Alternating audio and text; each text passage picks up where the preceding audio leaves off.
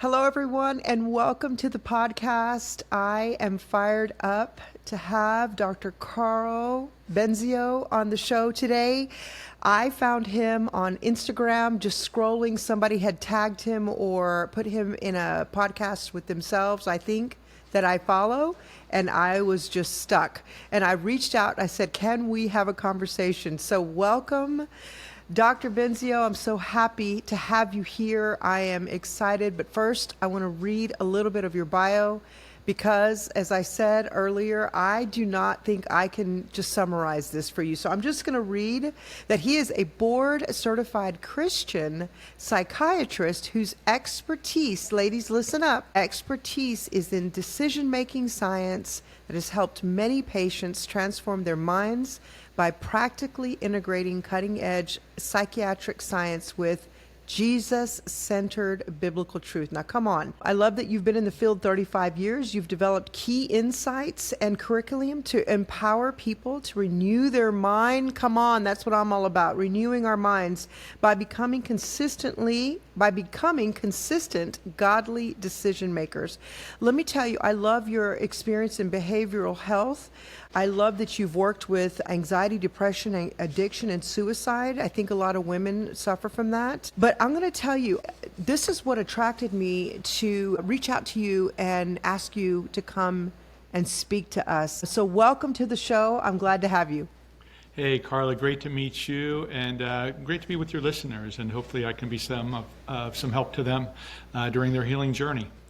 Well, this is interesting. A little FYI, I have not recorded a podcast in probably 7 or 8 years just because I got super busy in the safe house.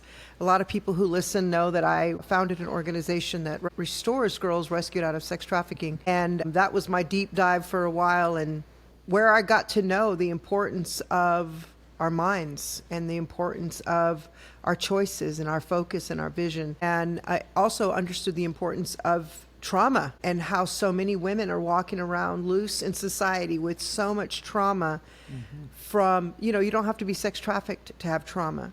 And so I love what you are all about. And so I want to dig in, but I wanted to just give you a little bit of insight as to what I really believe this podcast is going to be about. Here's my thing. I truly believe that if we as women could absolutely get set free from the bondage of our minds, because we all are under so much pressure by trying to keep up with the Joneses, by trying to handle all of it with grace and kindness and forgiveness and all the things that we do. We carry so many different tools. We carry so many different hats around our life. We carry trauma. We birth children. We raise up children. We try our best to be as sweet and calm as we can, all the while shoving down all the things that hurt us in the past and not dealing with that. And, Dr. Karl, I have a heart to see women set free emotionally, spiritually, mentally, so that they can receive that abundant life that God promises on this side of heaven. And that's why I do home etiquette, I do personal etiquette, and emotional etiquette. So this podcast is really about emotional etiquette and how we can deal with those things that we've been hiding, those things we've been pressing down, and really just get set free. And I think that your information is going to be golden for us. And so I'm looking for tools to give our listeners. We can listen to all the information in the world, and sometimes we get stuck without the actual 1, 2, 3, 4, 5, 6 tools. And so for me, I'm a doer, I'm an activator, and I want to know, okay, you sold me. Now what do I do? So that's what I'm looking for. How does that sound to you? Perfect, man. I come from a long line of sports. I played ball all my life, so for me it has to be practical. I just don't want to lecture about basketball or pickleball or baseball. I want to know when I get on the field, what do I do? How do I become successful at it in the real game? That's good. That's right. We've talked about this so many times that 70,000 thoughts a day, and 90% of those are about the past. And if you can I'm going to tell you, when I figured that out, when I learned that statistic, I thought, I'm reversing that. I want 90% to be about my future and 10% to be about my past. And I'm also going to, because I'm a person that lived in the past. I use the past as a weapon every day of my life. And I thought, I'm reversing that. I need to take now, 90% needs to be about my future. 10% I'm going to call my wisdom seat.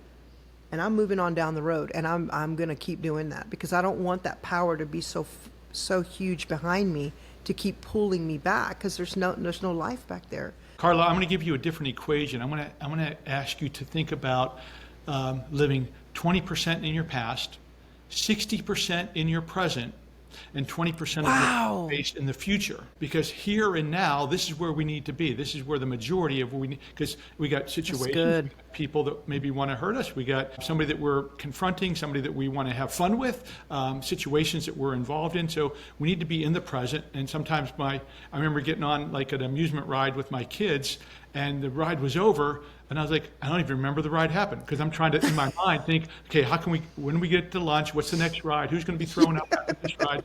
I didn't even enjoy the ride. They go, Dad, that was great. And I was like, well, what do you mean? I don't even remember what the ride was. So we need to be in the present because that's where life is, in the present. But we do need to think about the past because the past influences us. But we need to think about the past and bring it up in ways that we can learn from it to bring more hope for the future. Right? God, that's so good. Not to beat ourselves up, not to beat us down, not to, I'm a failure, I'm a loser, or gosh, this pain is always going to happen no matter what I do. But we need to learn from it to be able to bring hope into our present and future. And we also need 20% on the future because we do need to plan. We do need to anticipate. We do need to look at, well, what's going on? Wow, I have Thanksgiving coming up. I have Christmas coming up. Oh, there's these people that I love. There's these people that I have struggles with. I have difficulties with. Oh, I got to buy these presents. So we do need to have some planning. We just don't want to, have the future just, come upon us and, wow, I'm not ready and not prepared. So I use in my life 20, 60, 20 is sort of the equation of the ratios that seem to work the best for me and patients as I work. So good. I never thought about it that way because I've always been so focused on not living in the past. And you're right. And I'm a visionary by nature, so I do spend too much time for me, I'm constantly thinking about the next step. I'm building out to the end. As an entrepreneur, I've been trained, set the end in mind and then build backwards from there. And so that's really good. And you know what? You're right. And I know a lot of ladies listening can absolutely relate. And I might be completely off facts here, but I feel like sometimes that's what brings Alzheimer's about as well, is that we don't ever stay in the moment. So we're constantly moving and we're like all, multitasking all over the place and can't actually create a memory. So that's really, you know what? I love that. I'm going to receive that because I want to start living more in the present. And, I think we as ladies, we just go, okay, the dinner's on the table. Now we got to get to the cleaning. And then we got to get to cleaning up after that. And then everybody's going to leave. And then tomorrow I've got to go Christmas shopping. And then after that, and you're right. We've got to focus more on the moment. You got to enjoy the moment. You got to be present, just like Jesus. He had a lot of stuff to do, but he was always so present in the moment with whoever it was. Hey, boy, somebody touched my garment. Right. Right in the moment, right? And, a friend of mine, David Hager, wrote a book, On the Way, with the idea that, Jesus had great ministry to do in Capernaum, in Galilee, in Jerusalem, in whatever. So on the way, amazing things happened, right? So but are we good. ready for the on-the-way ministry that God wants us to do? Or are we so looking forward and always being in the future that I'm planning, trying to make this perfect and trying to be ready for this, but then God drops stuff in our lap right now. Am I prepared for that? Am I ready for that? I'm like, that's a nuisance. Well, no, that's not the nuisance. That's on the way. That's the ministry on the way that God has for us to do. Right? Oh my gosh. That just feels like such a huge relief because even when we're in the middle of trials, that's also on the way. It's also, I'm in the book of Hebrews right now, and in chapter 12, it talks about like this great cloud of witnesses that chapter 11 mentioned, all the patriarchs of faith. The Hall of Fame, right? They really set the tone for us to just keep moving forward, and have some hope. Okay, I want to ask you, I know this is a holiday specific, but I think we can use this for any time during the year because I'm very sensitive to women and men both or kids, who have some really big issues around the holidays. What would you say your number one tool is to use when somebody is feeling overwhelmed at the idea of the holidays coming. Like, there's decorating, there's shopping, there's wrapping, there's parties, there's looking good, feeling good, trying to sleep, working, raising kids, babies, Santa Claus, maybe not. Yes, all the things. What would be your number one tool to give us to kind of navigate whenever we're feeling completely overwhelmed and we haven't even entered into the season yet? Right. Okay. A bunch of things are popping in my mind, but the foremost one is what my life verse is Isaiah 26:3. He gives him perfect peace, whose mind is fixed on thee, because he trusts you. He gives him perfect peace, whose mind is fixed on thee. So in the merry-go-round of life, right, just spins faster and faster, and certainly around the holidays, it's really, it's spinning a zillion miles an hour. Just like whenever we were kids, 60 years old, they had these things called roundabouts on the playground, and they would, big things, they would spin around, and the little kids were on it, and the big kids would spin it, and then all of a sudden it would stop, and you'd get off, and you'd be sort of wandering on the playground and going to the side because you're just so dizzy, and you're stumbling, bumbling, can't keep a straight line, sometimes even throwing up, or so disoriented, and just feeling queasy. Just like on the merry-go-round, we get disoriented, we get dizzy, we get queasy. The figure skaters, ballet dancers, they figure it out. They're taught if you keep your eyes fixed on a stationary point, you won't get dizzy, you won't get disoriented, you won't get sick. And so, unfortunately, especially during holidays, but during any time of our life when things get hectic or we face adversity, Satan puts something else in front of us to say, hey, fix your eyes on this. This will give you peace, or this will give you stability, or you won't get dizzy if you look at this. Everything except God is movable. Nothing is stationary except God. So we need to keep our eyes fixed on him. If we don't have peace, if we have some dizziness, if we have some overwhelmed, disorientation, anxiety, fear, our eyes aren't fixed on him. They're fixed on something else. And so that's going to lead us down the wrong path. So that's the first thing. The second thing I would say is, I've never seen anybody simplify their life and it work out poorly. I've never seen anybody simplify their life and it work out poorly. So, we're very good, especially in the United States, of making our life as complicated, as complex, and as busy as possible. Especially as the decades go on, generation-wise, we get. Back in the day, we could sit on the couch, we could watch a show, and there were commercials, and there were only 3 stations, and there was no remote control, so you had to sit there and watch it. Now you can't watch, something you don't like for more than 2 seconds, and you have to scroll, you have to flip, you have to roll it through, and we don't have much tolerance, so we have so much invading us. And the way I sort of imagine it is like my plate. I can, ideally I should have only 80% of my plate full of what I have going on in my life. So when God drops in curveballs, or when something doesn't go right, or there's a situation that pops up, I got 20% margin to be able to absorb that, sort it out, figure it out, navigate through it well, and not have a problem. But most of us have our plates 130% full, so we're tired because we're racing around trying to do 130% of life with only 100 armies, and trying to do 130 armies worth of stuff. So our armies are tired, they're getting fatigued, they're getting weary, things are falling through the cracks. And now we have something else, holidays, shopping. Oh, here's a party. Oh, here's extra presents to wrap. Here's an extra dish to bring to a potluck or a party that you've been invited to. Whatever it is, it might only take 2 armies, but I'm strapped. I've been stretched so far. So to really have people simplify life, no matter what season they are, calendar-wise, no matter what season of life, 20s, 30s, 40s, 60s, having a baby, winding down, retiring. I've never seen anybody simplify their life and it work out poorly. It's amazing the relief that you have, the clarity that you have, and the energy you have. Your armies are now fortified to keep all your fronts stable. So I got my marriage front, I got my 3 kids front, I got 2 grandkids, I got my job, I got my ministry, I got friends, I got pickleball buddies, I got neighbors, I got extended family, I got all these fronts, and I need armies to keep them stable. And they fight the good fight, and they keep those fronts stable, so they're good and healthy and moving forward, and good things are happening. But when those armies get tired, oh my gosh, the evil one, we're in this war, he starts to win those battles and starts chipping away at those situations, and we start to really struggle. So those would be the 2 main. Good. The other thing I would encourage your listeners to do is have a personal dashboard. So they have a dashboard that just like on our car, whenever I want to go on a trip, I don't open up the hood and look at my whole engine and figure out, wow, is it ready to go or not? I just get in the car and I look at my dashboard, and there's a few lights that pop up and either say go or warning.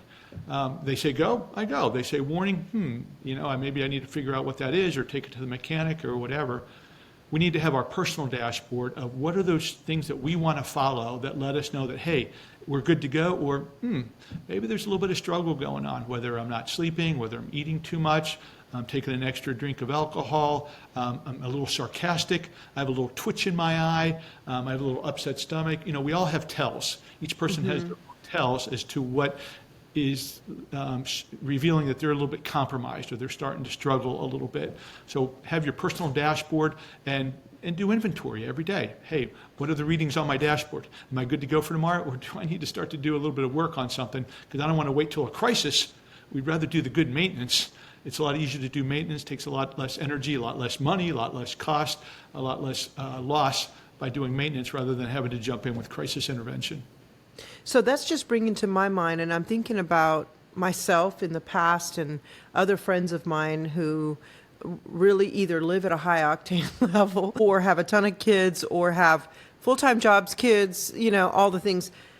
One of the things that I'm thinking of when you say that is what I always like to encourage women to do, and this was one of my kind of my warning signs, like you said on the dash, was if I was super grouchy or if I was very nippy, like just be like a little bark, or if I was offended super easily, then I would, but in the old days, what I would do is I would blame everybody around me. Mm-hmm. And it was them that wasn't, you're not doing your part, or you're being rude, or you're being this, that, and the other. And so because I was always at the mercy of someone else to actually get it together so that I could be in peace, I constantly lived in turmoil and constantly lived because my joy was dependent on someone in my circle, like someone on the outside, bringing me to peace. And that was bondage I didn't even know I was living in. So when I finally realized I'm in charge of connecting, and I always say peace is not an emotion, it's a person. And so I'm in charge of connecting to, in my way of connecting to the Lord, I'm in charge of connecting there. I'm in charge of experiencing that peace and then projecting it. And my warning signs are, and so I'm just speaking to ladies or even gentlemen that are listening right now, that, you know what, if you're being crabby, if you're being sensitive, if you're super easily offended and you find yourself mad more than you find yourself happy, like that to me is a warning sign. Like you just said, let's take a look and see what's going on. But I think the biggest trap, and I really believe that this is a trap of the enemy, is that we blame other people for our unhappiness. We blame other people for our lack of peace or our lack of joy. And I think that, to me, I just want to give people, like, that's your little warning sign. That's your, like, it's not their fault. It's you're perceiving it, receiving it, processing it. They might be the meanest people in your life. They might be super abusive, at the end of the day, don't stay there and don't stay in the toxic, poisonous relationships. Pull away, recenter, bring your joy and bring your best to everywhere you go. So that's just one of my thoughts, is that I constantly blamed everybody for my misery. That just kept me locked up forever, And so Viktor Frankle is a psychiatrist who lived during the Holocaust, a Jewish guy. He was in a couple different concentration camps. And he has a famous quote that says, between stimulus, meaning the situation, and the response, the decision I make, there's a space. In that space is the opportunity to choose our response. And in our response is our growth and our freedom. Right? So regardless what the stimulus... Wow. Okay, you got to say that again. That is so powerful. Say that again. That is so good. Between stimulus and response is a space. And that space is the power to choose our response. But in that response is our growth and our freedom. right? So it's Oh all my about gosh. decisions we make, right? That's why that's ever since I was 5 years old, God laid decision making on my heart. That's all I ever wanted to do was understand decision making and help people, one my own self, but help others become better decision makers. And if we look in the Bible, I was in second grade and my Sunday school teacher said, "Hey, if you had a wish, one wish, what would you wish for?" Now I grew up in the age of I Dream a Genie, right? Not Aladdin. Yeah, me too. So we went around the room and I said, "Oh, I want peanut butter milkshakes and baseball cards." That was my, those are my faves in second grade, right? That's how mature of a second grader I was. So we went around the room and then she goes, "Well, there's a place where there's a genie in the Bible." And we're like, she's blaspheming. How dare that Sunday school teacher say that? There's no way. That's fantasy. That's not real. Yeah. Then she opens up to, 1 Kings 3 and, God appears to Solomon in a dream and says, "Solomon, whatever you wish for, I'm going to give you." Right, so Solomon has one wish. Now, as a psychiatrist looking back in the passages, we see Solomon was the product of Bathsheba and David. David had at least 7 or 8 wives. So Solomon had at least 7 or 8 stepmothers. Now, if you have 2 or 3 stepmothers in today's world, that's a pretty chaotic, dysfunctional, hectic family, right? But he had at least 7 or 8. He had at least 20 brothers, half, step, whatever brothers. He had at least 4 or 5 sisters, and that's at least the ones that were named. There were probably many more. David had like 100 concubines. David's the king. He's out fighting military battles. We don't know if he's going to come home alive or not, so he's got those worries. He's raised in the palace with all opulence and riches and wealth, can have whatever he wants. But he has a brother that rapes a sister. He has a brother that kills a brother. He has a brother that tries to kill dad and take over the palace. So if the things he could have wished for, he could have wished that nobody rapes each other, nobody kills each other. We just have Hanukkah, this holiday season, and we exchange gifts and have a nice dinner, and everybody plays the dreidel game. But instead of wishing for all that, he wished for godly decision-making skills, is what my second grade Sunday school teacher called it. And if you think about it, if he would have wished for God to control others, like nobody rape each other, kill each other, well, that's asking God to control other people for you. So God's not our puppet that we can manipulate and say, "God, I want you to do this for me," or "God, now go out and do this for me." But if it's things about ourselves, like I want a great job, I want a lot of money, I want a beautiful house, I want a great marriage, I want great health. If we wish for those things, but if we're poor decision makers, we would lose them. So I could wish for a great marriage, I go out and have it, I lose my marriage. I could wish for a great job, but if I'm slacking off on the job and not showing up, I'm going to lose that job. I could wish for great kids and great relationship with my kids, but if I do terrible things or if I mistreat my kids, I'm going to lose my relationship with my kids. I could have a great bank account. I make terrible financial decisions. I lose that. So it all comes down to decision making.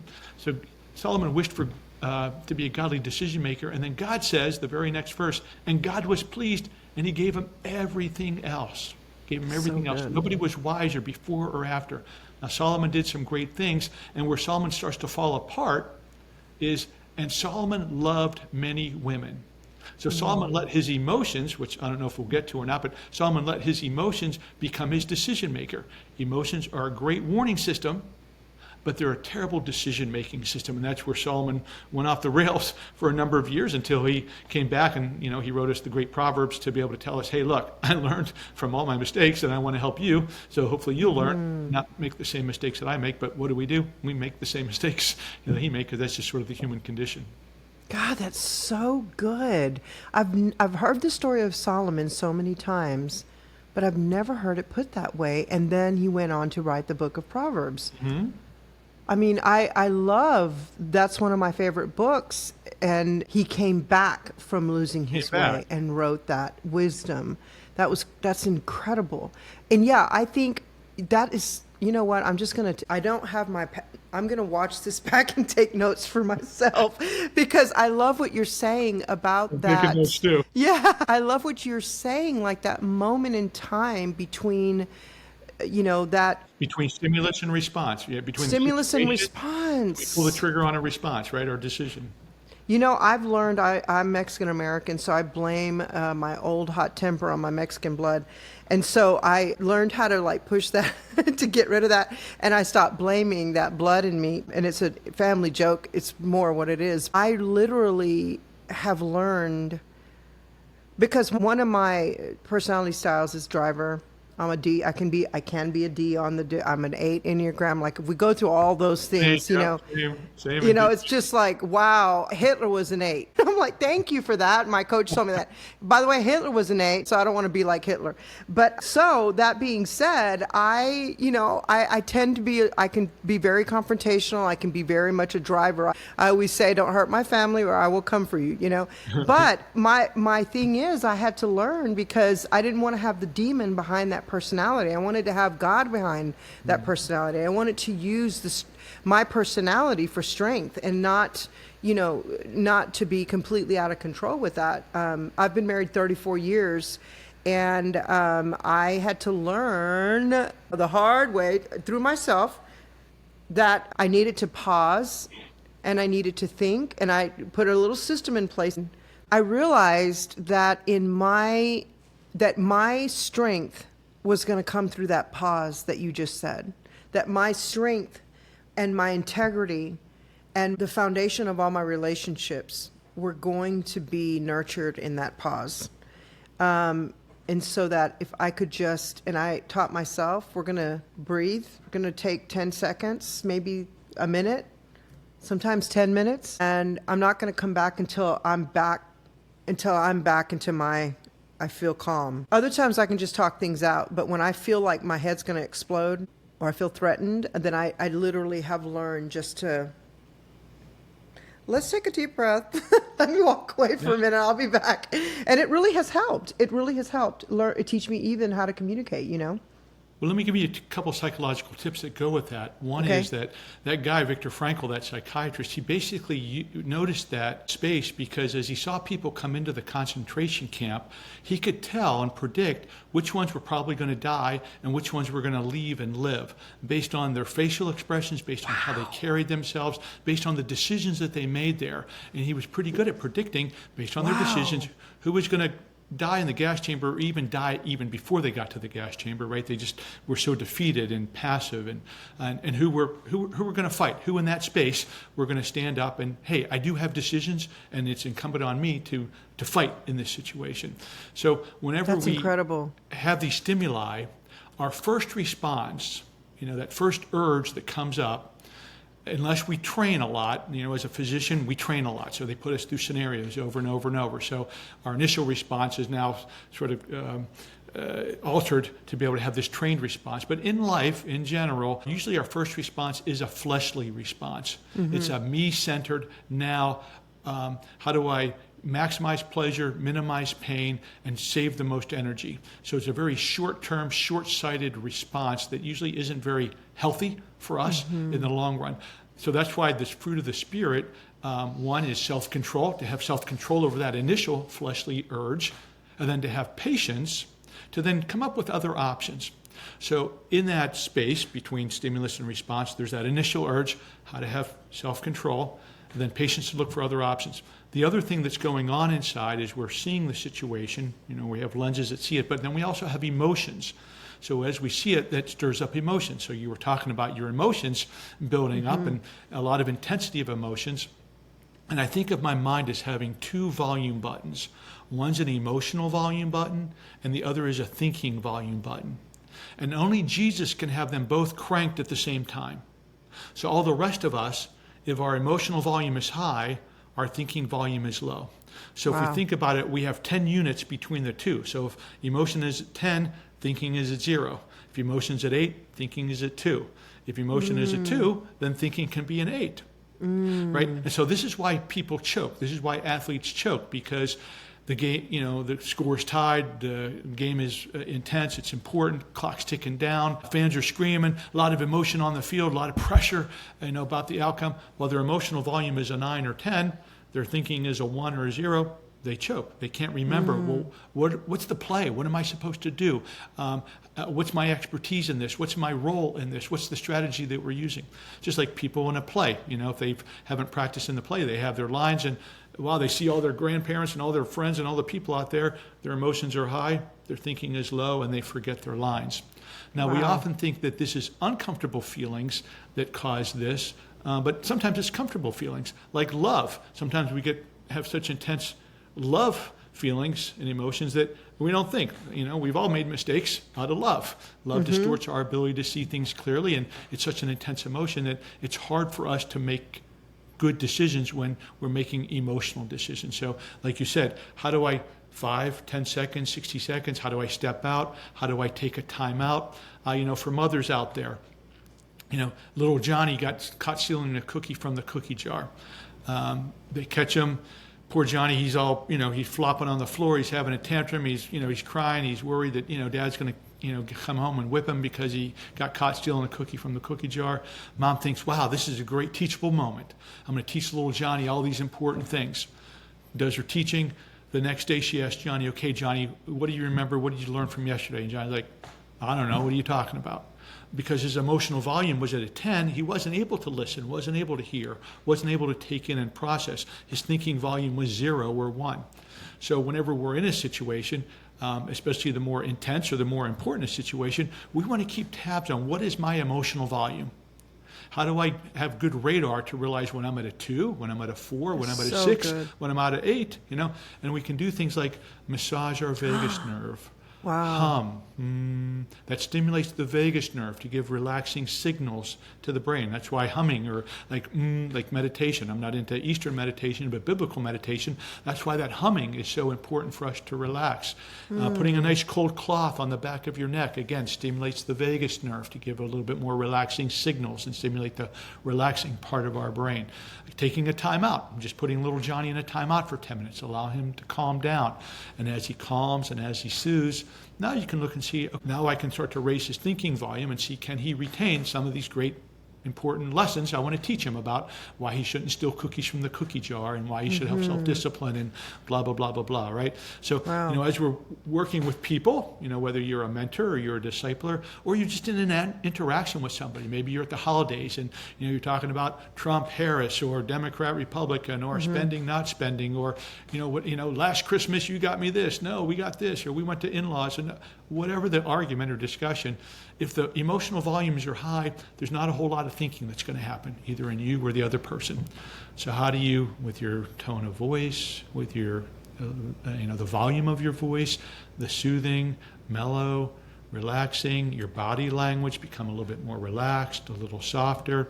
Hey, let's, how about if we just take a time out? Let's go out and play some pickleball, or let's play a game and just relax a little bit, or why don't we just go to our separate corners for a couple seconds, or hey, I just need to go to the bathroom for a couple minutes and we can come back. Hopefully you can go calm down, and while you're gone, they can calm down a little bit too. So, what are those things? I call them my 10 go-tos. Each person should have those 10 go-tos, thing that they can go to help calm them down, help bring that emotional volume down.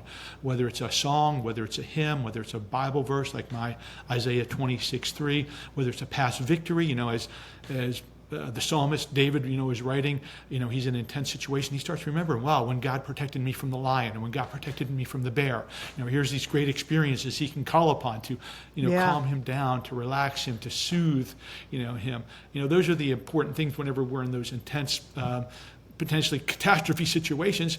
We have an option. I can have some self-control over that initial option to yell, to scream, to blame, to point fingers.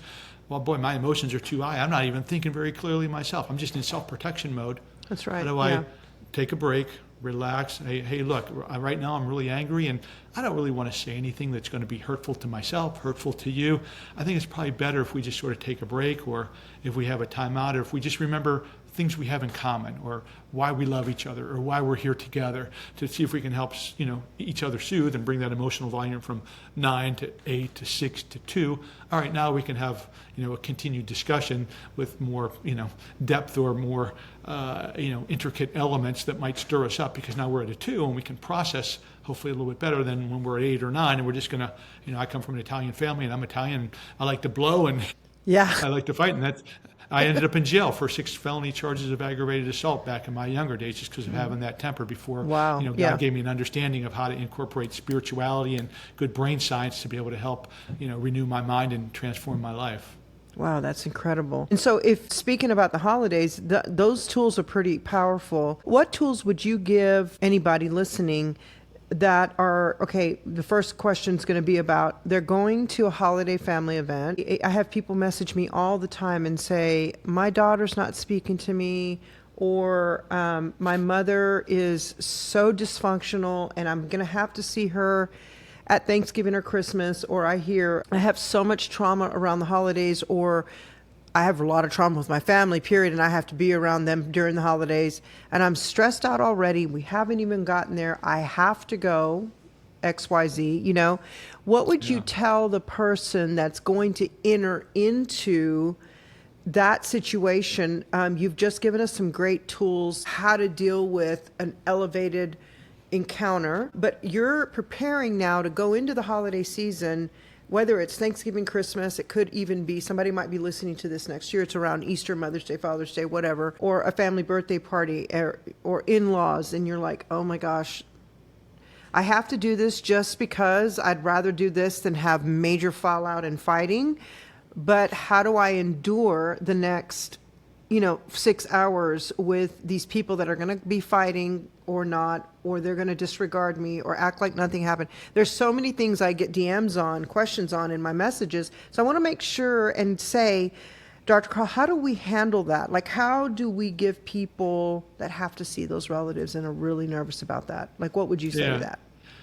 We talked about earlier that equation of 20, 60, 20. So this is why it's important to, to have that 20% of mind space looking back and okay, well, what are some of the cues? What are some of the situations? What are some of the words, or what are some of the names that they, threw out at me, or, whatever. What are the triggers, that get me rolling, and how do I understand, be alert to those, and be on guard so that maybe I can manage those or handle those a little differently.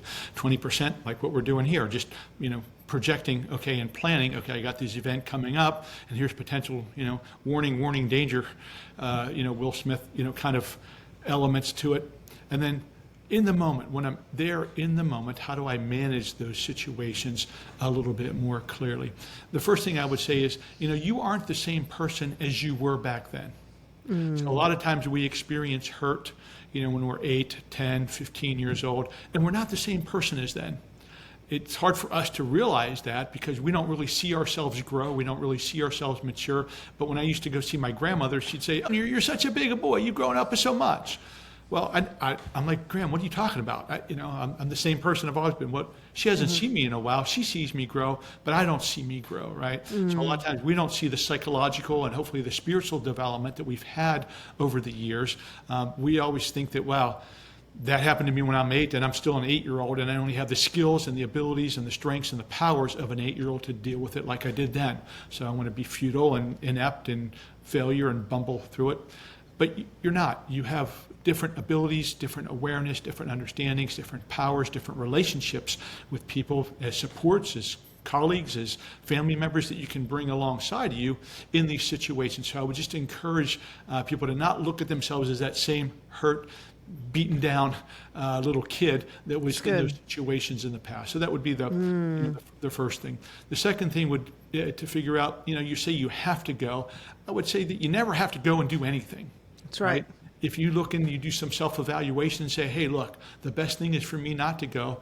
Again, I want to honor God in that situation. I want to be able to be Christ-like and help others become Christ-like. And if for some reason, if I know that I'm just not ready for this, and I'm working on my emotional buttons, and I'm working on skills, but if I know I'm just not going to be able to manage the situation well and be Christ-like or help others be Christ-like, role model Christ-likeness, then I need to stop that situation. So whether that's call out a mental health day or whatever, and deal with whatever it is you have to deal with about the fallout of that situation, but sort of know yourself well.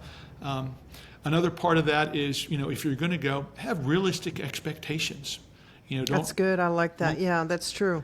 Don't have this unrealistic view that, oh my gosh, we're just going to go, we're going to have a great time together, we're going to, blow out birthday candles, or we're going to give each other the exact gift that we wanted, and, it's kumbaya, we're all going to forget the past and, blow forward, and it's going to be the most loving hallmark, event of all time. Probably not. Could it be incrementally better? I'm just looking for 1%. I'm just looking for some movement of the needle. As long as I'm not going backwards, I'm going forward. So what does that look like? How does that, how do we just have realistic expectations, whether that's my 10 go-tos, and I have those. We talked about preparation. How do we make sure we're prepared? Nothing good ever happens randomly. They don't say, wow, Carl, that's a really nice car you got. How'd you get it? Oh, I got it randomly. Carl, that's a great education background you got. How'd you get it? Yeah. What else you got? How'd you get it randomly? Nothing good ever happens randomly. We need to be intentional and strategic. So if we want to have a good outcome of this situation, well, what's my strategy?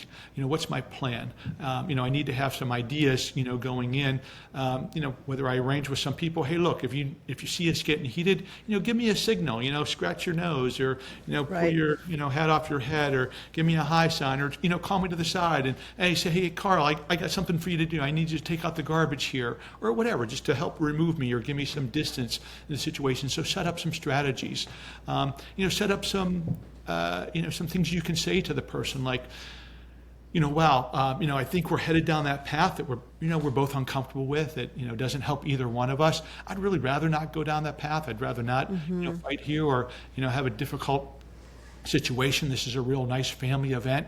How about if we just keep focused on the family and those loved ones that are here and try to make it an important, helpful time for them? We can pick up this discussion at some other time when we're able to have more focus to it and not be in this more intense, pressurized situation of a Hallmark family event, kind of thing to have to pull this off. So even just having something like that, or hey, look, I'm just not up for this, and you can take the blame yourself. Hey, I'm not up for this, or I'm not ready for this kind of discussion right now. Can we just hold off on this for a little while until we're both able to engage in it? Whatever that vocabulary is for you and whatever the words are for you, get with somebody, get with a coach, get with a therapist, get with your spouse or family member and say, hey, look, I'm looking for a word to help, words to help just sort of delay or to offset or to help disengage from a situation so it doesn't escalate.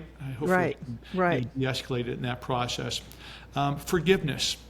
Forgiveness is a big thing. We often think forgiveness is letting the other person off the hook. Forgiveness is nothing about that at all. Forgiveness isn't just, forgetting or acting as if nothing happened. Forgiveness, to me, there's two elements of biblical forgiveness. One is giving up the bitterness, the hate, the spite, the revenge, the dysfunctional anger that we have about those past hurts or those past situations or traumas. The second thing, and it's okay to still be angry, but have righteous anger, not that bitterness or that vengeful anger. The second thing is giving up the need to extract some payment from that other person. Oh, that's good. Sometimes we've been hurt or we've been wounded, we've paid, right? Right. We've had, it's cost us something. Right. And for us to be even, they need to pay. That's So good. now we need them to pay in order for us to be even. But you know what? They might never pay. And so if they never pay, and my life can't move forward until they pay, now they have power and control over me. Right. My life So forward good.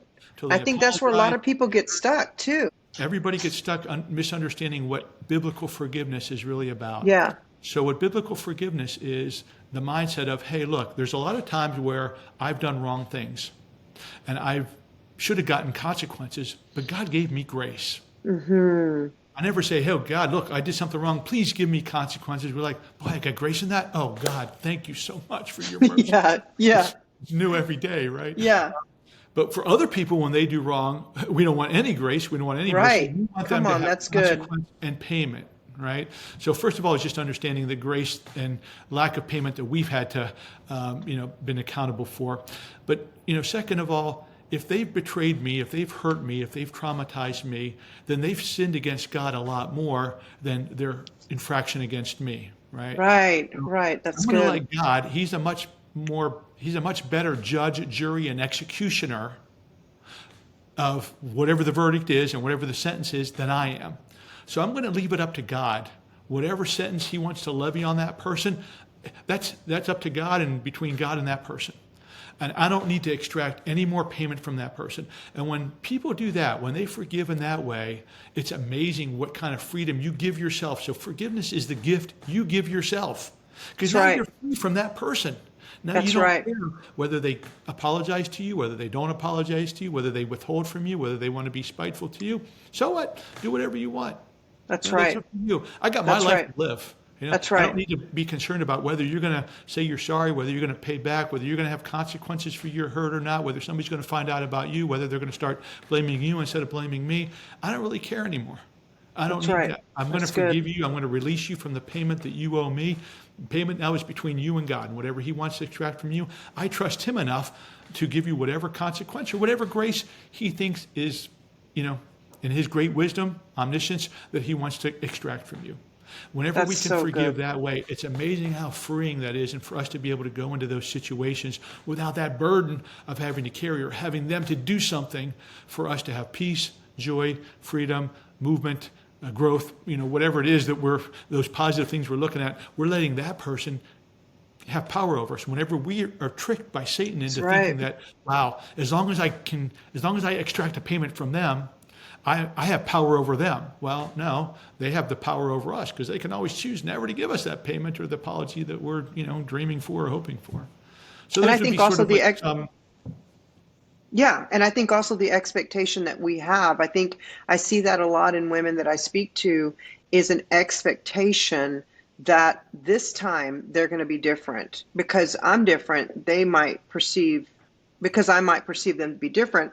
And then there's this huge buildup of hope that they're definitely going to be nicer. They're definitely not going to Yeah, be as right.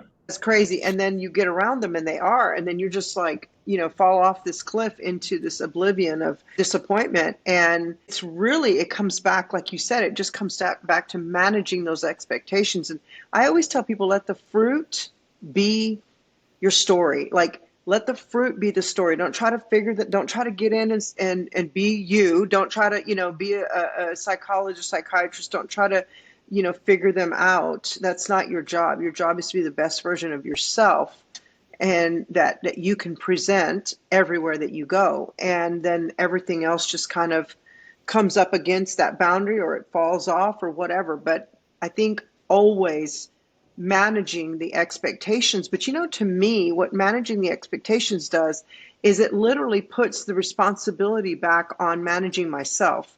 Because if I Exactly. am more focused on trying to change people around me and trying to get them not to say this. And I speak to women, obviously I worked in anti-sex trafficking for so long. So I would speak to women who are, so addicted to the abuse, addicted to the abuser, addicted to that, adrenaline Dynamic. rush, all the dynamic of that. And so even with women in marriages where they are the abuser or the husband's the abuser, it seems to me like even there are some mismanaged focuses on, if the house is cleaner, he won't yell and scream. If I'm thinner, he'll stop cheating. If I manage the money and I just let him control everything about me, he'll be quiet. He won't abuse. And those are also mismanaged expectations to me that I think we get in trouble with. And I often say, if Lord is not Lord of it all, he's Lord of nothing. And so when we put the spouse, or we put the parent, or we put the child, or somebody that we're in a dysfunctional relationship with on that pedestal, we focus on needing them to change so we can feel better. We focus on needing them to stop abusing that substance, or stop abusing that person, or stop being so ugly. Like, we're all hyper focused on that genuinely, in my opinion, sometimes becomes the Lord of your life. And that's all you can focus on. And then you forget very clearly that if you just get out of the way, God's going to deal with them the way that he knows how, and it's always going to be the best, So we have unrealistic expectations of others, but we can have realistic expectations, like you're saying, about what can we do differently Right. in that situation. And That's what right. often goes with unrealistic expectations is what I call misplaced dependencies. Oh So my now we gosh. have a dependency on that person changing in order for me to be able to have joy or peace or growth or freedom or have a healthier marriage or whatever, right? And That's so right. now we put all our eggs in those baskets outside of us, and we're depending on those things whenever we need to just be depending on God and what we can do with ourselves, because that's all we really have control. It's just like Solomon's wish. He only wished for his wisdom, not for other people, for God to control other people or move in other people's lives. He wished for him to have a certain skill so that he can manage his decisions well. That's really the power that we have that's available to us. And so being able to focus on that and not be dependent on the decisions that other people are going to make or how they're going to react or how they're going to respond, we sort of get caught up in all that mess. And it takes a lot of energy and bandwidth for us to manage and sort and navigate, process all that stuff. Surely does. All the different possibilities and what could happen and then what we would need to do, as opposed to, hey, look, here's how I need to be responsible. Here's how I need to make decisions. I can move that needle. I have control over that. That's a realistic expectation. And I can be dependent on how God is moving in my life to be able to help me become a much clearer, godly decision maker on a consistent basis. Gosh, that's so good, because that truly is. And I often, I did this for myself. I analyzed myself through this, and I'm able to share this so much with people, in that at the core root of your fear is really not what's going to happen to them. It's how it's going to make you feel. The core root of everything is really, am I going to be hurt again? Am I going to be abused again? Am I going to be disappointed? Am I going to be devastated because my child ended up in jail, or my child ended up in rehab, or my husband cheated, or fill in the blank, whatever the situation is. And I think that's where codependency comes from. It's that attempt to level the love system that's been unleveled. And so I was just speaking to somebody today about this, and I said, at the end of the day, you're not a controlling person. You're trying to prevent yourself from being devastated by that unfaithful husband again. So she's hyper managing everything around her so that he doesn't cheat again. And I said, it's not, no matter what you do, he's either going to cheat or not. That's on him. That's his fault. You can't change the world so that he stops cheating, So I think that's what it is really just trying to prevent yourself from being hurt again, I think. Yeah, whenever we've been hurt in the past, our radar is hyper sensitive to potential hurt in the present, right? Right. And so whenever we're hurt, we sort of run back into the castle, because now we want defenses. We want fortifications. We want to bring the drawbridge up. We got the big walls, and we're going to keep the bad guys out. But unfortunately, those big walls, they keep the bad out, but they also keep the good out. Right. And so now, that's good. when I watch those medieval stories about how the cities start, and 700, 800 AD, there people were in the castle, the bad guys are outside. Now it's a waiting game, because the bad guys outside are going to sit there and wait. Are they going to run out of food inside the castle and have to come out and lower the drawbridge, and then we can storm the castle? Or is winter going to come, and now it's freezing outside, so the people outside the castle, they have to go back to their homeland because they can't stand the winter anymore. And so now the people can come out and get food because the bad guys aren't there anymore. Well, if you're inside the castle and you're stuck there, you run out of food and you start to cannibalize yourself. So depression, anxiety, fear, cutting, suicidal thoughts, psychoses, all those things are because we have this psychological imprisonment. Right? So when Jesus came to heal the brokenhearted and set the captives free, right? We're in these psychological prisons that we built ourselves because we don't want hurt to come in. But we also, unfortunately, are keeping good out as well. So being able to go to those situations that we're talking about, those parties, those family events, well, if we stay locked up in our home, well, yeah, we keep all the bad out. But we're also keeping the good out. There's a lot of great interactions that we could have there. Yeah, there might be little ones that hurt every once in a while, but for all the good that can happen, how do we be resilient to the bad? And we see, God's growing me, God's teaching me, God's refining me, God's allowing me to be a light. In that good decision-making I make, I can be a light, whether to that person that's the offender or to just other people that are watching. And they see, wow, Carl used to have such problems, 10 years ago in these kind of situations, but boy, he seems to be growing. What's going on in his life? Oh, he found Jesus, or, these kind of things that allow us to be salt and light in those situations. But we have to go outside the castle. And, whenever we climb up a tree, if we hug the trunk is the safest place, right? Just hugging the trunk. But where's the fruit? The fruit is out at the end of the branch, right? Come on. So if I want to get the fruit, good. Right, I gotta go out the branch. Well, now the branch is a little unsteady. It might start bouncing a little bit. It might, I might hear a little crackle. But I gotta believe that God, has His hands underneath me. He's going to help me. He's going to save me. He's going to catch me. But that's where the fruit is. I need to risk a little bit, right? If I stay to the trunk and hugging the trunk, yeah, nothing bad is going to happen, but I'm going to starve to death. Just like if I'm in the castle, the bad guys aren't coming in, but I'm going to starve to death and have to, eat my arm, eat my leg, and eat my child, or let them eat me for survival, and then all of a sudden we're all dead.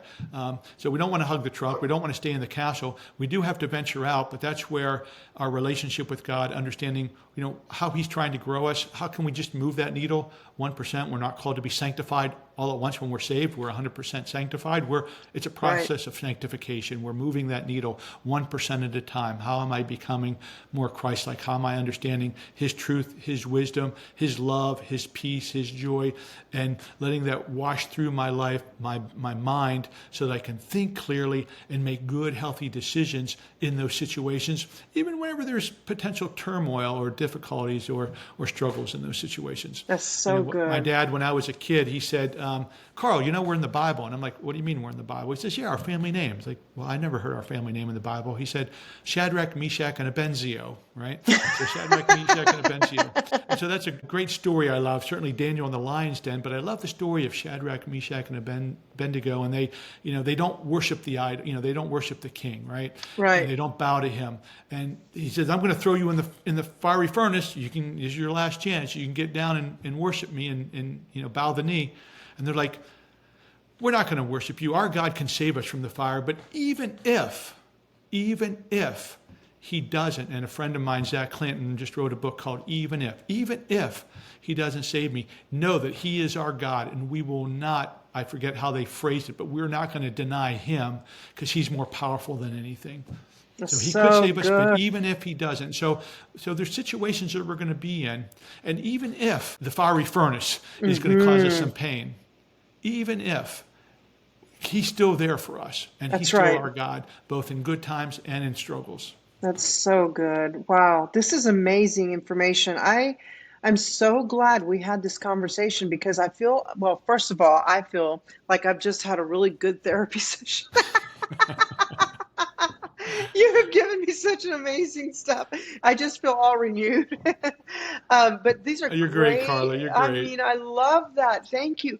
I find myself pouring out 24/7, and I love receiving wisdom. And this is so good. And I really pray that people that listen to this will be enlightened and have the tools that they need, because we carry so much already in this world today, in the economy, and the just even in the church, we have so much going on there. And I just feel like one of my token key lines is everything that you need is already within you. You literally already have everything you need within you. Christ is within you.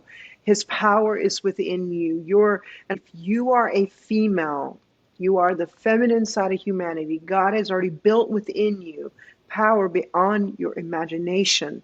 You just have to let it flow and stop holding on to the offenses, holding on to the past, holding on to the fears, holding on to all the things that we have to deal with. And I really have a heart to see women and I call it my freedom formula. That's part of what I teach inside of conferences and retreats. And a lot of what I'm going to be talking about here is the formula God gave me to set me free. And it's very, very simple. I felt like I lived a lot of my life just so white-knuckled to, this, that, control.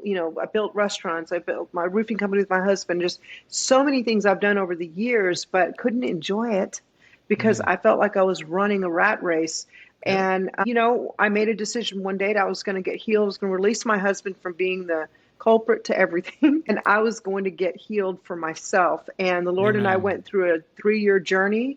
I learned a lot about the woman and out of the Hebrew language in the Old Testament, and learned what God really meant when He was designing us. And it totally radically changed my life. So my number one mission mandate from the Lord is to restore the home, the family, and the marriage through the woman. And He said to me, you'll start with the broken of the broken, and what you build for them will then apply to everyone. And that is so I didn't know the broken of the broken. That was the terminology that I felt the Lord was using for me as I was moving into the space of working in my honor. Oh my gosh, my honor was to walk alongside of these girls. And see them restored and see them live a new life of freedom. But then just recently, the Lord said, now it's time for the everyone. And so what we built, that program, we're now bringing out to the everyone. So I really, really want to see women equipped with pretty girl stuff and home stuff, but also emotional freedom as well. So thank you so much. Can you tell everybody where they can find you? And if anybody wants to contact you at all for any reason, can you give us all the good details there? Oh, sure. Any social media, got a lot of this kind of information on TikTok and Instagram, especially at Dr. Karl Benzio, Dr. KarlBenzio, and that's Dr. Dr. Karl Benzio. At Honey Lake Clinic, go to our website. We have a great treatment facility there that applies these both science and Bible, Jesus and everything, but cutting edge science, 30 to 60 day for depression, anxiety, cutting, suicidality, addictions, whatever people are struggling with. So you have a residential treatment center, right? Residential treatment center, yeah. This is so amazing. Those are the two main places that you can find. And then drkarlbenzio.com is my website that has more information about these kind of tips and psychological skills and interviews and podcasts and stuff like that I've done in the past too. So, yep. I forgot that you have. I looked that up and I did see that, but I forgot you had that. And I'm going to tell you right now, there are going to be a lot of people listening that are looking for something like that. When I was opening the last safe house that we had, I had so many parents reach out to me and say, would you accept my daughter? She's deeply depressed. She's cutting. She runs away all the time. And I said, unfortunately, we can only work. Our whole, mandate is exploited, sex trafficked, domestic violence victims. So, but I was like, should we open it up to that? But I didn't want to cross traumatize, with. That was one too separate from the other. So I love that. So tell me again, how can people find you if they're listening and go, I need a treatment center for my child or for myself. I need a checkout. What is the name of your site again on that? It's honeylake.clinic. Okay. Honeylake.clinic is the website, and there's a lot of about us success stories. You'll be able to see the facility. God has blessed us with just such a relaxing, tranquil resort center. We have horses there. We have TMS. We have EMDR, master's level therapists, psychiatry. You get assigned a therapist, a pastor, and a psychiatrist. So all three spheres is part of your treatment team, and a lot of intensive programming on ideal, relaxed conditions. drkarlbenzio.com is my website. And if they have any questions, feel free to call me at 215-630-8846. Yep, I give out my phone number. It's all over the place. 215-630-8846. I love helping people navigate. Our system is our healthcare system is a crazy system, but finding behavioral health care shouldn't be so hard. It's such an important thing for people to be able to pursue. But yes, it's hard to find good, competent care, and especially good Christian care. So I help people walk through that situation and understand what's the best fit for them. So always feel free to give me a call. You can email me at drkarl@drkarlbenzio.com is my email address, and then any one of those social media platforms, Dr. Karl Benzio, and you can message me or reach out to me that way too. Can you explain? Can you explain to everybody what EMDR is? I'm a huge, huge believer in EMDR, and not a lot of people know about that. So can you explain just to anyone listening what that is and how important that is for repairing trauma in your past? Yeah. So EMDR is an acronym for eye movement desensitization reprocessing. Mm-hmm. And what it does is a therapist moves their finger back and forth in front of your face, so it gets your eyes to move as you follow them, and that stimulates both sides of your brain. And there's other ways to stimulate both sides of your brain, but that's an easy one, is just following this finger moving across your field. And what it does is and then you sort of talk about traumatic situations and reprocessing them, and that allows your brain to sort of recircuit a little bit and call up information that's stored about those situations, and sort of reprocess them and restore them the way they should have been stored initially. Mm-hmm. So it's just a way to allow us to process trauma, to get into that unconscious space. So the real difficulty in our functioning, in our decision making, is that it's like an iceberg. The small tip above the water is our conscious thinking, but so much of our thinking is unconscious, meaning that we're not aware of it. If we dig, we can bring it into the conscious space or into awareness, but all those unconscious thoughts are what really drives our decision making. So an example of this is Peter at the Last Supper. Jesus says, "Hey, Peter, you're going to deny me 3 times before the cock crows." And Peter's like, "Oh, you're right, Jesus. I'm such a loser. I'm such a failure. I've screwed up so many times. I'm impulsive. I'm a knucklehead. Please just forgive me now." Well, Peter doesn't say that, actually. Peter says, "Jesus, I would never do that. I'd never deny you. In fact, I would lay down my life for you before I did anything stupid like that." Now, we fast forward a few hours later, and in the courtyard, they ask, "Hey, are you with that guy?" "Nope, never saw him." "Hey, I think you're with that guy."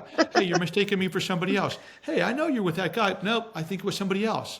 So even though he auditioned with his response, in his conscious mind, he knows what the right answers are, he had unconscious stuff about fear, about anxiety, about people's opinions of him, of, hey, I'm number 3 on the Jewish hierarchy. If I say I'm with Jesus, I'm going to move down to like 5,289. Yeah. I don't want to be whipped. I don't want to be flogged. I don't want to be made fun of. I don't want to be laughed at. I got to, image management I got to do here. We're not sure what was going on inside, but there's all this unconscious stuff that he's not even thinking about, but in a heartbeat, he's saying, "Nope, never saw him. Nope, don't know him. Nope, you're mistaken him for me." So that's unconscious processing. Or when we're in those holiday events and somebody comes, we see somebody come in the door. Oh my gosh, there's all kind of unconscious stuff that's getting us uneasy, or my stomach's starting to gurgle, or I got to run to the bathroom, or I need a drink, or whatever. That's all unconscious stuff. So we're trying to get at that unconscious. That's really what transformation, sanctification, becoming more Christ-like. The story of Lazarus. Lazarus is raised from the dead. But the next thing Jesus says is to the people next to Lazarus, unbind him. Because Lazarus had death wrappings around his face and body that interfered with his sight, his movement, his freedom, his walk. We come into this world spiritually dead. But through the miracle of Christ, we're raised from the dead spiritually, right? We're spiritually alive. But we're a new creation. We're a new potential. We have a new energy source. Our sin slate is washed perfectly clean. But nobody gets a brain transplant.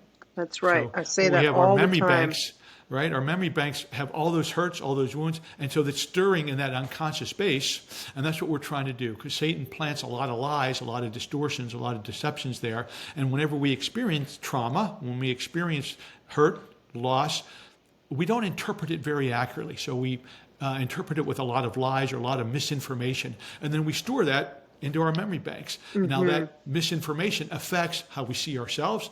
I'm dirty, I'm a loser, no man is ever going to like me, all they ever want is sex, or whatever the trauma is, whatever the situation is. I'm never going to be successful, I'm always going to be a loser, I'm never going to have any friends, whatever that is. There's those lies that are down there, those voices, those tapes that keep on rolling. And so what EMDR is, allows us sort of access to that unconscious space, so we can sort through and see, well, what are the truths, what are the lies? And it's usually not the trauma that's the debilitating thing. It's all the lies that we're tricked into believing that are associated with that experience. Because some people experience the same traumas, but they don't have any lies that are embedded in their hippocampus and their memory banks, and so they're able to function well. Some allow that to imprint lies that are pressed into their memory banks, into their heart, and now they have those as lenses that they see themselves, they see God, they see their future, they see relationships through those distorted, fuzzy, smudged lenses. And so EMDR helps us access that so we can clarify, get rid of the crap, keep the truth, and reprocess it differently and store it accurately as God would want us to store it. Thank you so much. Thank you so much for sharing that. I've seen enormous life transformation through EMDR, and I think it's fantastic. That coupled with tapping, of course. But thank you so much for your time. I appreciate you being with us. And I tell everybody listening, please go follow him, go read all his stuff, go to his website, get to know. I always want to encourage people to use the tools that are given to you to change your own life and stop waiting for everyone to get it together so that your life can be changed. So thank you so much for being on the show. I appreciate it, and I hope you'll come back again soon.